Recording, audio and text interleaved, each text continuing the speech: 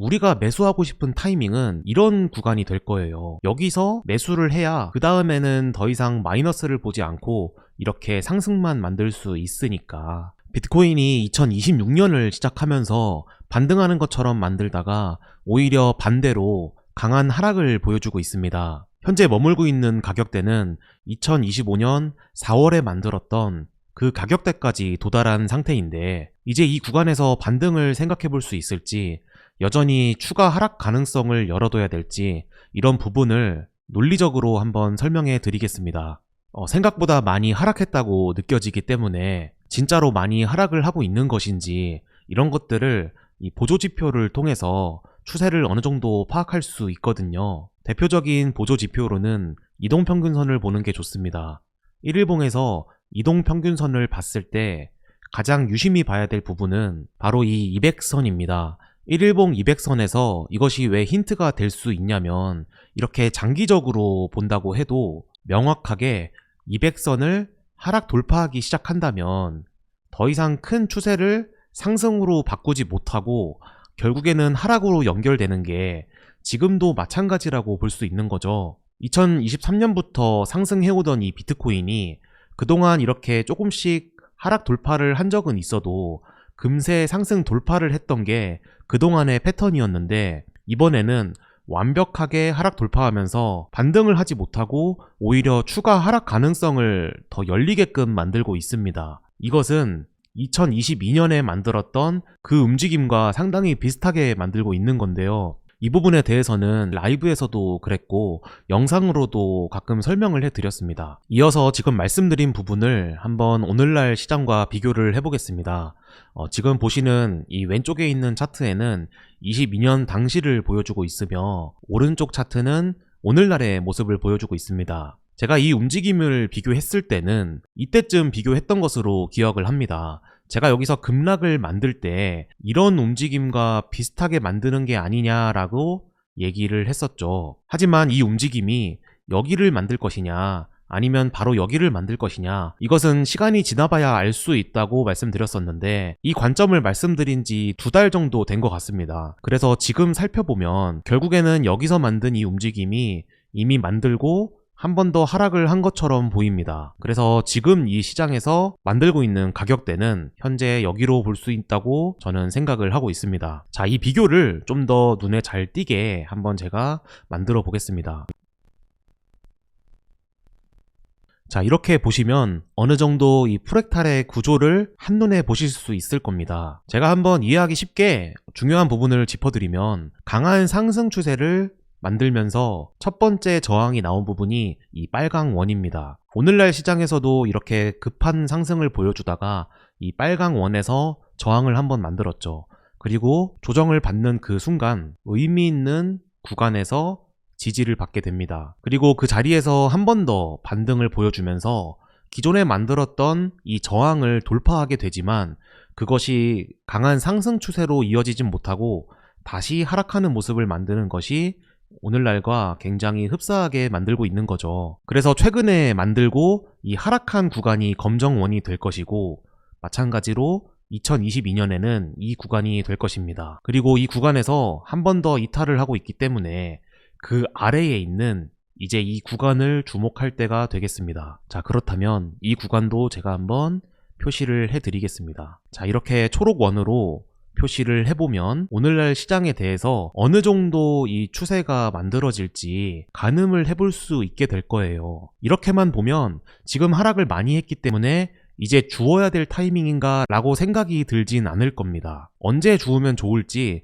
이런 부분들도 제가 근거를 가지고 설명을 해드릴 건데, 뒤에서 또 계속해서 설명해 드리겠습니다. 자, 그러면은 이 초록원에서 뭐가 중요한지를 한번 살펴볼게요. 우선 그 당시의 이 시장과 오늘날 시장의 차이는 뭐가 있냐면, 매물대의 구조가 약간 다릅니다. 당시에 이 강한 상승은 강한 매물대가 이 구간에 있었죠. 오늘날 시장에서 이 내려오는 움직임에서 의미 있는 지지 구간은 사실 그렇게 멀지는 않습니다. 그래서 이 구간이라고 볼 수 있는 건데, 그 당시에 이렇게 추가 하락을 만들었던 것만큼 오늘날도 그렇게 하락을 보여줄지는 아직은 예측하기 어렵지만, 우리가 여기서 확신할 수 있는 한 가지는 힌트를 얻을 수 있습니다. 이 매수 타이밍을 급하게 가져갈 필요는 없겠다라고 알 수 있는 거죠. 자, 이렇게 보시면 우리가 매수하고 싶은 타이밍은 이런 구간이 될 거예요. 여기서 매수를 해야 그 다음에는 더 이상 마이너스를 보지 않고 이렇게 상승만 만들 수 있으니까. 근데 우리가 지금 파악하고 있는 구간은 여기잖아요. 한 번 더 만약에 하락을 하게 되면 이게 그 다음 반등이 나오는 게 아니라 또 계속해서 이 계단식 하락을 만들면서 이 매도의 힘을 완전히 소화하기 전까지는 하락 추세만 보이게 될 것이기 때문에 매수 타이밍을 그렇게 급하게 가져갈 필요가 없는 거죠. 그래서 오늘날 시장에서 이렇게 확대해서 보면 추가 하락 가능성에 대해서 먼저 한 번 더 살펴볼 필요가 있는 게, 이렇게 또 꼬리를 만들고 반등을 했어도 결국에는 옆으로 움직이면서 이 검정 매물대의 이 저점을 돌파하지 못하고 이렇게 추가 하락을 만드는 것이 오늘날 시장에서도 이 부분에 대해서 힌트를 가져가야 합니다. 이 검정 매물대의 이 저항선을 확인해 보면 최저점은 86,600달러가 되기 때문에 우선 첫 번째로는 이 86,600달러를 상승 돌파할 수 있는지를 확인하는 게 중요하고, 이것마저도 돌파하기 어렵다면 추가 하락 가능성은 사실상 100%에 가까울 것이라고 생각합니다. 만약에 여기를 돌파하면 해결이 될 것이냐? 물론 그렇진 않을 거예요. 그동안 만들었던 이 하락세는 워낙 강했기 때문에 만약 이 부근이 바닥이라고 볼 수 있다면 상승 돌파를 만들더라도 다시 한번 또 하락하면서 이 구간을 지속적으로 오랜 기간 동안 바닥을 확인해야 결국에는 우리가 기다리는 이런 반등이 보여질 것으로 생각이 됩니다. 첫 번째로 86,600달러를 1차 저항선으로 생각을 했죠. 그리고 두 번째 저항선을 생각해보면 저는 이 구간쯤이라고 생각을 합니다. 86,300달러가 되는데 이 구간쯤을 도달하거나 조금 더 넘거나 그 정도로 생각을 하고 있습니다. 더 가까운 이 노랑 매물대를 참고하면서 이 매물대를 넘지 못할 것이다 라고 생각을 했기 때문에 여기로 2차 저항선을 설정했습니다. 2차 저항선까지 가더라도 그 다음에 이 검정 매물대 상단까지 가지 못한다면 이것은 여전히 약세할 가능성이 높다라고 저는 생각하려고 합니다. 만약에 이것이 어떤 반등을 강하게 만들어서 이렇게까지 올라간다면 반전 패턴인 이 역 헤드앤숄더의 가능성을 만들 수 있기 때문에 여기까지 온다면 이것은 바닥을 만들었다라고 볼 수도 있겠죠. 그러면은 이것은 여기를 돌파하고 다시 이 파랑 매물대까지 갈 가능성이 높아집니다.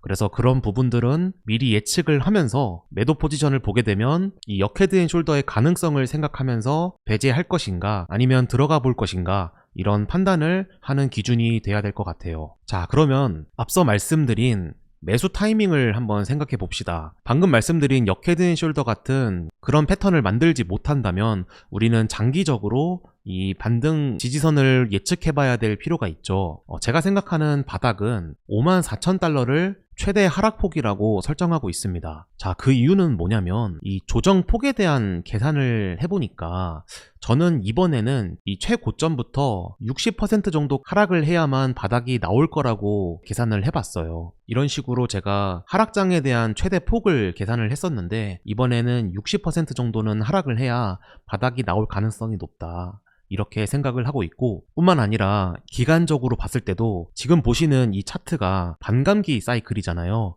사이클 기준으로 봤을 때 1차 반감기, 2차 반감기, 3차, 4차, 우리가 다음 마주할 이 5차 반감기는 여기 있습니다. 이 반감기를 기준으로 항상 상승을 해왔잖아요. 이렇게 상승을 해왔기 때문에 수년간 지켜오던 사이클이기 때문에 이번에도 이 사이클을 지킬 가능성이 높다라고 생각을 해본다면 이 반감기가 지나야만 12만 달러를 상승 돌파할 그런 상승 추세가 올 거라고 보게 되는데, 이 5차 반감기까지 기간이 상당히 많이 남았어요. 5차 반감기는 2028년 4월쯤으로 예정되어 있거든요. 그래서 그 전까지 침체 시장을 만들 것으로 예측이 됩니다. 사실 너무 많이 남았기 때문에 60% 조정으로 이 하락 조정이 끝날지는 또 약간 의심이 되긴 하지만 뭐 이런 식으로 여기서 크게 변동성을 만든다면 충분히 가능할 수도 있다고 생각합니다. 이런 점들을 봤을 때는 그러니까 27년도 그 정도는 돼야 장기적으로 그 다음 사이클을 노린다면 매수 타이밍을 생각해 볼 수 있는 자리일 것 같다는 생각이 듭니다. 정리해보면 큰 추세에서는 이제 상승장이 올 가능성은 상당히 낮다고 생각이 들고, 그렇다고 막 강력한 하락장이 올 것 같다는 생각도 들지는 않습니다. 왜냐하면 그동안 상승했던 이 움직임을 보면 상당히 계단식으로 만들어 왔기 때문에 이 내려가는 이 속도도 상당히 느리게 만들면서, 지금도 이 비트코인 시장에 관심이 많이 줄어들고 있지만 더 줄어들면서 더 많은 사람들의 관심이 없어져야 비로소 그때부터 반등이 나오면서 이 유동성이 확보되지 않을까, 그런 기대를 가지고 앞으로 시장을 대응할 계획입니다. 뭐 어떤 이슈나 이런 걸 다룬 게 아니라 저는 이 보이는 패턴과 제 기술적 분석에 대한 능력으로 순수히 분석을 해본 것이니까 여러분들도 참고하실 부분이 있으면 참고해서 이 쉽지 않은 시장을 잘 이겨낼 수 있기를 기대하겠습니다.